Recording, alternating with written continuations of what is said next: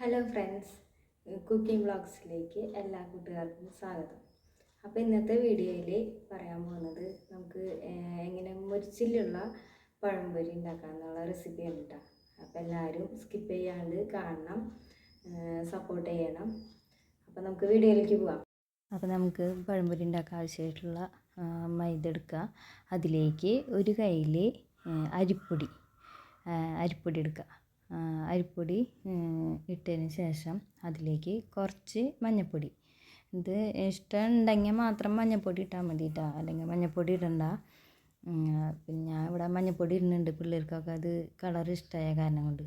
പിന്നെ പഴത്തിന് ഇത്തിരി മധുരം കുറവായ കാരണം ഞാനൊരു 2 ടീസ്പൂണ് പഞ്ചസാര ഇടുന്നുണ്ട്. ഇനിയിപ്പോൾ പഞ്ചസാര വേണ്ടെന്നുള്ളവർക്ക് അത് സ്കിപ്പ് ചെയ്യാം കേട്ടോ, നിർബന്ധമൊന്നുമില്ല. പിന്നെ ഒരു നുള്ള് ഉപ്പ്, എന്നുവെച്ചാൽ ഈ മധുരം ഒന്ന് ബാലൻസ് ചെയ്യാൻ വേണ്ടിയിട്ട്.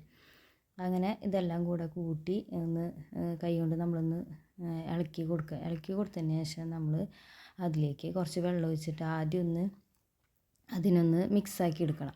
ആ മിക്സാക്കി എടുത്തതിന് ശേഷം കുറച്ചും കൂടി വെള്ളം ഒഴിച്ചിട്ട് ഇതുപോലെ നല്ല ലൂസ് ആവരുത്, നല്ല കട്ടി ആവരുത് കേട്ടോ. ഈ ഒരു പരുവത്തിൽ നമ്മൾ മാവ് റെഡിയാക്കി എടുക്കണം.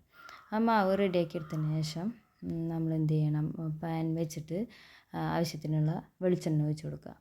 വെളിച്ചെണ്ണ ഒഴിച്ച് കൊടുക്കുമ്പോൾ തീയൊന്ന് കൂട്ടി വയ്ക്കണം, വേഗം ചൂടാവാൻ വേണ്ടിയിട്ടാണ്. വെളിച്ചെണ്ണ ചൂടായി കഴിഞ്ഞതിന് ശേഷം തീ നന്നായി കുറച്ച് വയ്ക്കണം കേട്ടോ, അല്ലെങ്കിൽ നമ്മൾ ഇടുമ്പോഴത്തേനും അത് വേഗം കരിഞ്ഞു പോവും.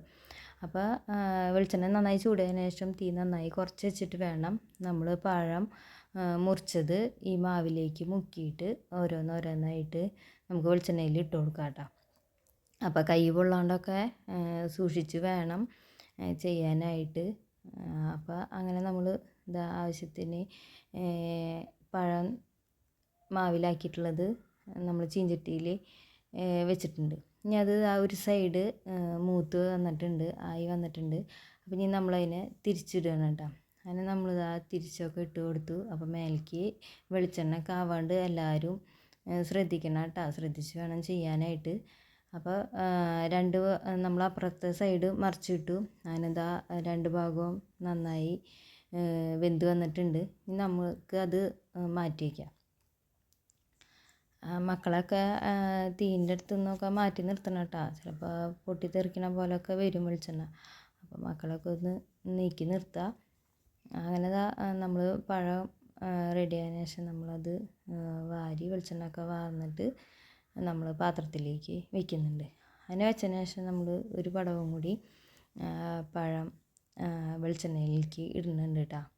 അങ്ങനെ അതിട്ടതിന് ശേഷം നമ്മുടെ പഴം നല്ല മൊരിഞ്ഞ് വന്നിട്ടുണ്ട്. ഇപ്പോൾ കുറച്ചൊരു ബെല്ലൊക്കെ ഉള്ള ടൈപ്പാണ് കേട്ടോ. അപ്പോൾ എല്ലാവരും ഇതൊന്ന് ട്രൈ ചെയ്ത് നോക്കണം, എല്ലാവർക്കും ഇഷ്ടമാവും. അപ്പോൾ അടുത്ത വീഡിയോ ആയിട്ട് കാണാം. ബായ്.